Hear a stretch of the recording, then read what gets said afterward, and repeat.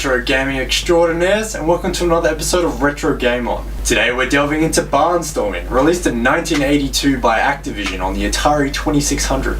Barnstorming was put up by Steve Cartwright after watching a biplane while driving home from work. I mean shit, that's dangerous. Keep your eye on the road, kids.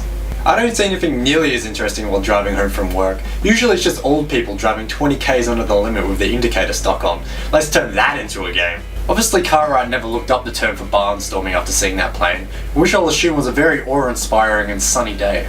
Sure, you storm barns, but according to the Wikipedia page, my source of all information in Year 10 social science classes, barnstorming was either stunt pilots doing pointlessly dangerous shit on top of moving planes, pilots who would fly across America selling rides, or an earlier American tradition of rural political campaigns. The core concept of barnstorming is dead simple. You're flying a biplane, and you have to zoom through a certain amount of barns while avoiding obstacles. These obstacles are windmills, which will stop you where you fly, and birds, which just slow you down. Each level has its own set amount of farmers to piss off by flying through their barns, and you have to complete these as fast as you can. There are no penalties for going slow, but this game is a record breaker's dream. You'll want to continually break that arbitrary number. It will consume you. Everyone else will be out, living their lives, progressing their careers and having awesome as shit social lives, but you'll beat that high score on the 30-year-old game, and you'll be satisfied. There are 4 modes of play, selected by pushing the select and reset buttons, a process I'll never get sick of doing.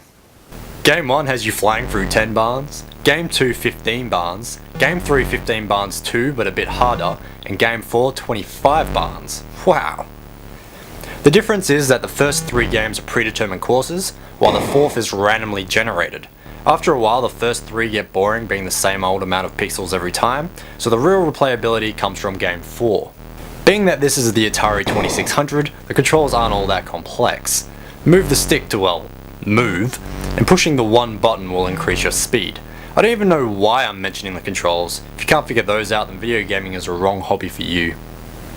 I like the graphics in this game. They're good for a 2600. How do Atari 2600 graphics get to be considered good, you may ask? By actually looking like stuff. That's how. Look, it actually looks like a plane. That barn? You know it's a barn, so that's a good start.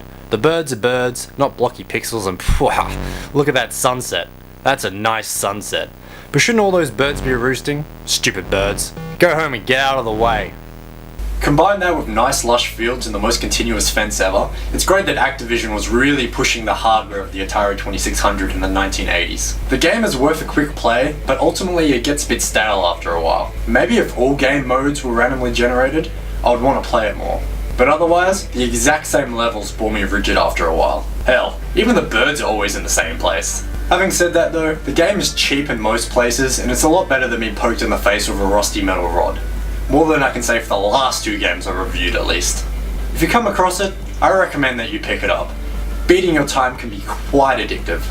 Even if you do get bored of it after a while, the cheap price should make that initial enjoyable playing period worth it. Anyways, like always, thanks for watching, and I guess I should tell you to like and subscribe like I always do. Catch ya!